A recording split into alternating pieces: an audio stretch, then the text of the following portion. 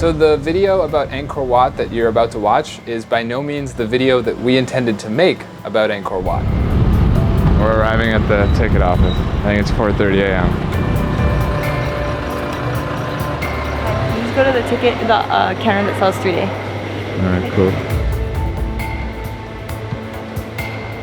The tickets are gonna have color photos of us. Oh my goodness. I guess they know that people are gonna keep them as souvenirs. Yeah, this makes it a way better souvenir. Yeah, right? Angkor Wat opens at 5 a.m. It's 4:50 and there's a 15-minute drive between us and it opening. On the wy&L channel, we have experimented in the last 17 months with 2 styles that we simply refer to as vlogs and super vlogs. A vlog takes about 6 hours to film and then about 3 to 5 hours to edit. Those videos are between 6 and 12 minutes long, and those are the majority of the content on the channel, especially for the 30-day vlog challenge that we did when we first arrived in Southeast Asia. Out this way, I guess? Yeah. Well, this street I'll need a U-turn on, I think. We are walking in complete pitch blackness right now to get to the temple. First day. Yes. Thank you. Yes. 5:51 a.m., February 7th. Directly across from us is Angkor Wat. We're sitting on the edge of the moat waiting for the sun to rise. Our super vlogs, on the other hand, are videos like when we went to Göbekli Tepe, or when we spent 3 days crossing the Bolivian salt flat. These videos take 3 to 5 days to film, and then they take 2 to 3 weeks of 8-hour days to edit in completion so that you guys can watch them. We meant to create a super vlog for Angkor Wat. I actually felt like a little chill down my spine just looking at the tower. I feel like this is such a magical place. Like, look at the outline of it. That was a very cool experience to be here for sunrise. If you're coming to Angkor Wat, you need to come for sunrise. You show up in the middle of the darkness, and as the sun comes up, it just reveals this temple structure. It's like nothing I've ever seen before. Amazing.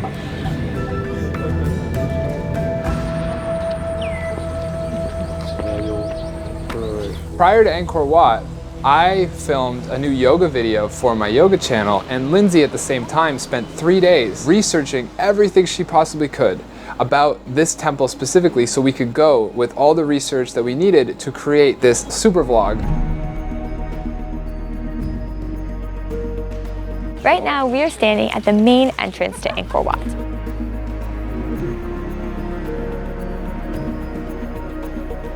The entire temple is oriented to the west, and that is because it is a Hindu temple dedicated to the god Vishnu, and this makes it the appropriate orientation for a solar deity.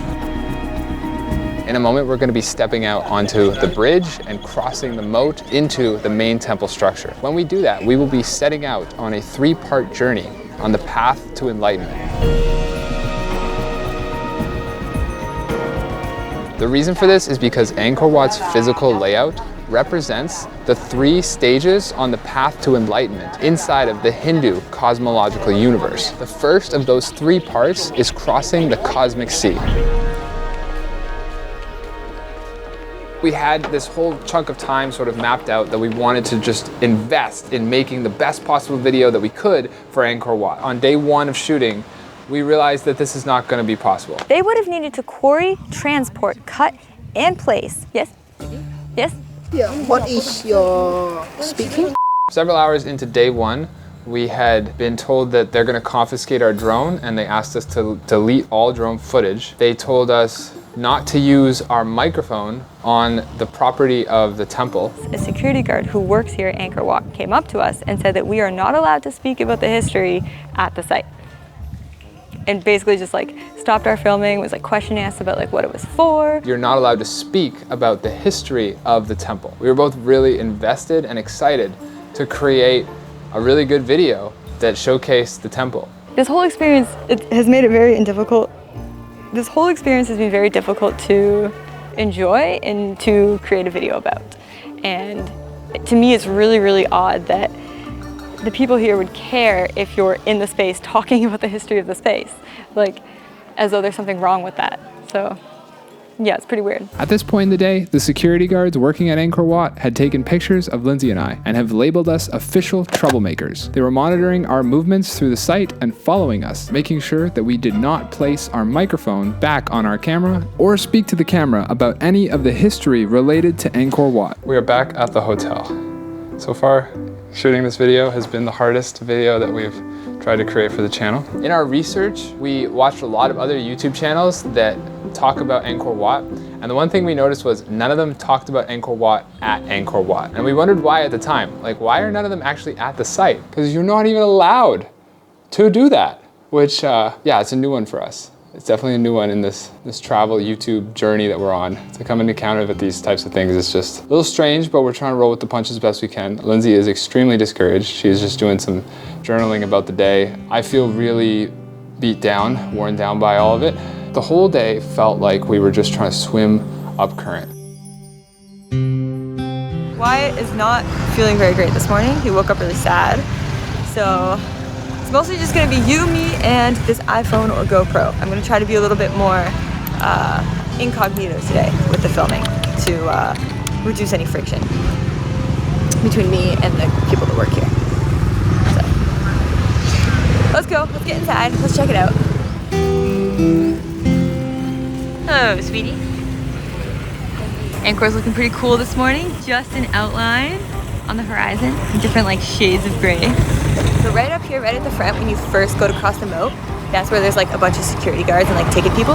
After we get past that and get in behind the walls, and maybe we can take out the real camera. It is pretty cute how they put your photo on. Like, the reflection on the water is so still. This is pretty neat. You can see how they found like the original chunks of this like balustrade, and then they're making out of like fresh new modern cement little supports for it so that they can like reconstruct it. What places in WoW resemble Angkor Wat? What? Yeah, what places?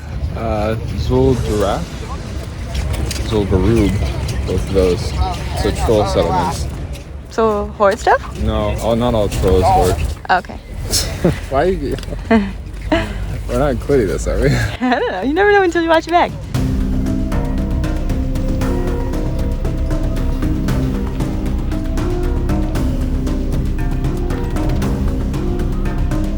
In a lot of places around Angkor Wat, they've put these like wooden stairs over top of the original stone stairs, because some of the stairs here are like very narrow, as though people had like very tiny feet or something. Like it's actually hard to like fit your feet on some of the steps.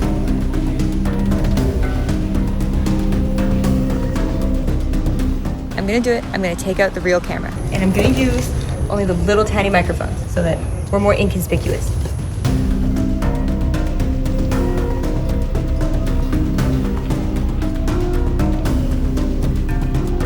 Passing through the first set of walls, as well as the layers of walls following, is the second stage on the path to enlightenment. The first being crossing the cosmic sea, and now the second, traversing the sacred mountain ranges. This second stage symbolizes the trials and tribulations one faces on their journey to enlightenment. So after the moat, you go through the outermost wall of Angkor Wat, through one of the gates, like the one right behind me, and then you come into this massive courtyard, and at the far end is Angkor Wat, the actual temple itself. It's only about maybe 8 a.m., but just to give you guys an idea of what it's like to actually be here, it's like already probably 32 degrees out and just so humid. Over here on the right, we have an absolute cutie pie sitting in half Padmasana with his Ganesha t-shirt on. Hello, biggies. Hey, You look lovely this morning. How hot do you think it is right now? I don't know, like 30? Yeah, I think so too.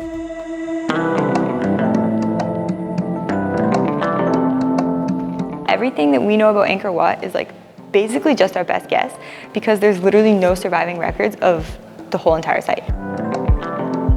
Like there's nothing except for one Chinese guy who came here in the 1200s, and he made an account of Angkor Wat and its civilization. So literally everything we know is from that.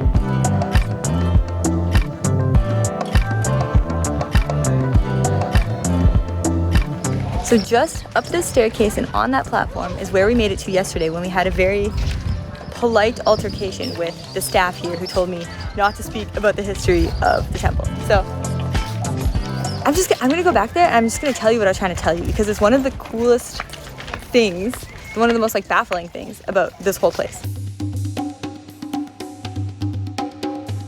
Up until now, the common belief is that Angkor Wat was built by 300,000 people and 6,000 elephants over the course of 30 to 37 years. This belief is based on inscriptions and carbon dating of natural materials used in the temple's construction. If the Khmers actually did work on Angkor Wat, 300,000 people every single day from sunrise until sunset, they would have needed to quarry, transport, cut, and place 1 ton of stone every single minute, uninterrupted for the entire 37 years. Which means no days off, no holidays, no weekends, no religious festivals, nothing. And that just seems like an outrageous number. Okay, we've entered through yet another wall at Angkor Wat to a, how do I describe this? So there's sort of like these concentric walls that make up the temple, and we've entered through one more. We're getting closer and closer to its heart. And in this one, there is a quadrant of these pools, like these basically like recessed areas in the ground that people think were once filled with water, but we have no idea for what reason. The floor is super uneven down here. Like all the stones are at different heights.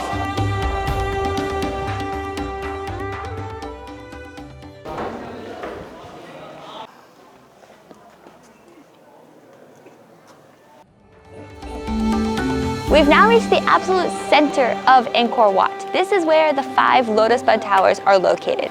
There's 4 around the outside and the tallest one in the center. These 5 towers are representative of Mount Meru from Hindu legend and in their cosmological model of the universe.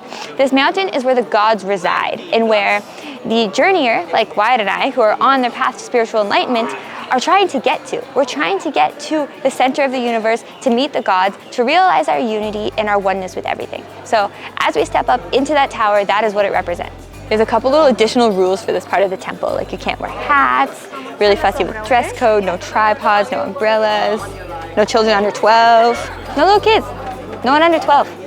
So I guess I'll just wait outside. So cool, Bear, look at it.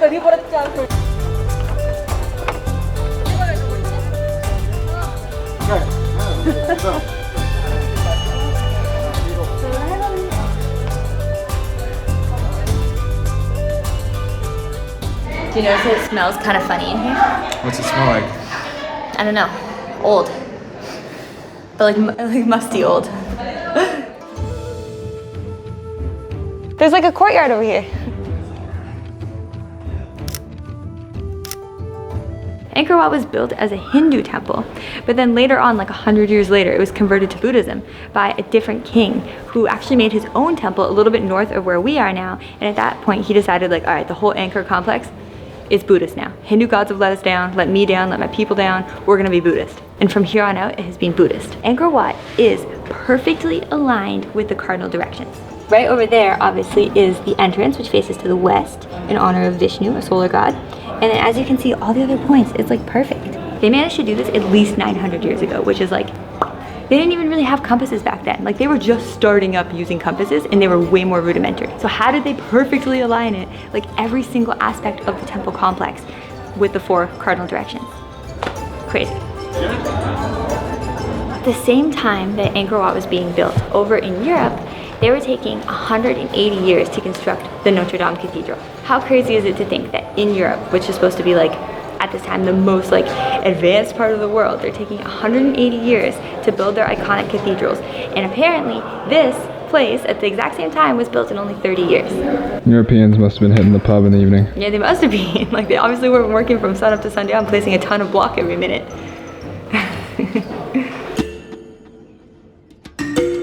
So Angkor Wat was part of a city that held 1 million people. And that city was the largest metropolitan center that existed on Earth before the Industrial Revolution. Yeah, what's left of it? It's like... Just Angkor Wat? Yeah, Angkor Wat and the other temples that are around. Yeah. But like where the common people lived and like where the rice fields were and things like that, it's all covered by jungle again. So the only reason that we know there was a city here is because of LiDAR scans that were done. So we could see like into the ground and see that there was canals and all these man-made structures in the ground. So we like know for sure people were living here and spread out really, really far. So that's been wy&L Angkor Wat, the largest religious complex on the planet. Hope you guys enjoyed the vlog. If you did, make sure to hit the like button. If you're new, hit subscribe. I'd really appreciate it. It goes a long way to help a new channel like ours. I think I'm gonna leave you with my final lesson from this experience, which was one in seeing the good even when it's difficult. I had a really tough day on day one of this shoot. A lot of difficulty presented itself. Felt like we were swimming upstream through most of the day. And I let that get the better of me and just sort of beat me down. And then I came into day two with the same mindset. And I started off really angry, really frustrated, not wanting to be here. Those emotions got the better of me. And then through a conversation I had with Lindsay as we were walking up to the temple, I just remembered that the reason I feel like I'm here on earth right now is to be able to learn to find the good in everything and remember that there is good in everything. Just because if I label something difficult doesn't mean that there's another side to every single coin. There is positive, there is lessons, there is experiences and joy, and everything that I'm looking for is on the other side. I just have to be willing to shift to see it. So thanks so much. I'll see you guys next video.